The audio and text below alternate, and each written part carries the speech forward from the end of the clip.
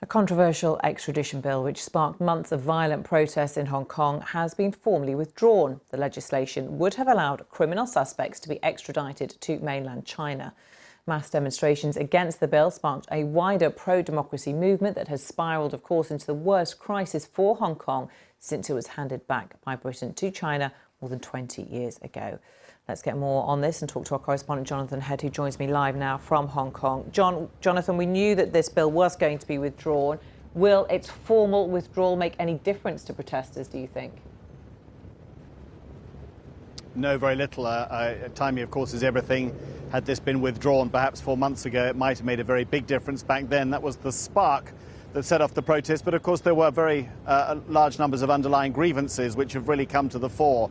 The 5 demands, as the protest movement describes it, including, crucially, what they want is a full universal suffrage, a fully elected assembly and leadership for Hong Kong. So their demands have gone well beyond it.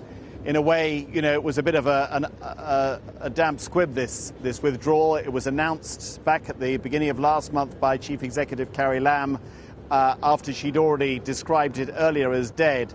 The formal withdrawal takes it completely off the books. It happened in a really low-key session at the Legislative Council. There was a little bit of shouting towards the government from opposition lawmakers, but apart from that, they got it done very quickly.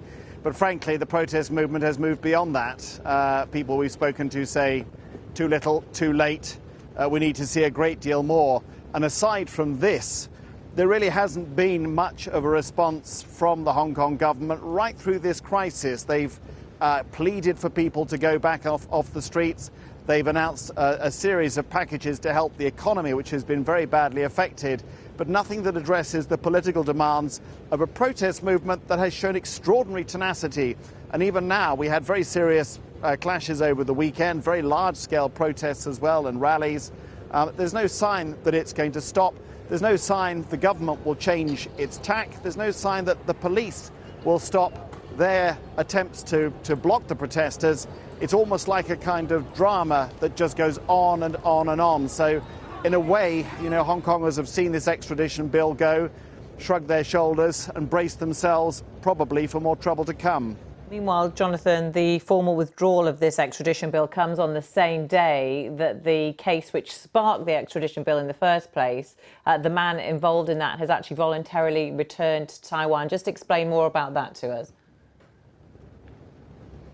Well, that, in a way, that's another issue that's almost been forgotten. At the time the extradition bill was introduced, of course, the big issue for Hong Kongers was the fear that they would be able to be extradited to China, where they say they don't face fair judicial proceedings. But Carrie Lam had cited the case of this 20-year-old man who is wanted for murder in Taiwan. He's a Hong Kong national, and he was actually released today, having served a sentence here in Hong Kong for money laundering.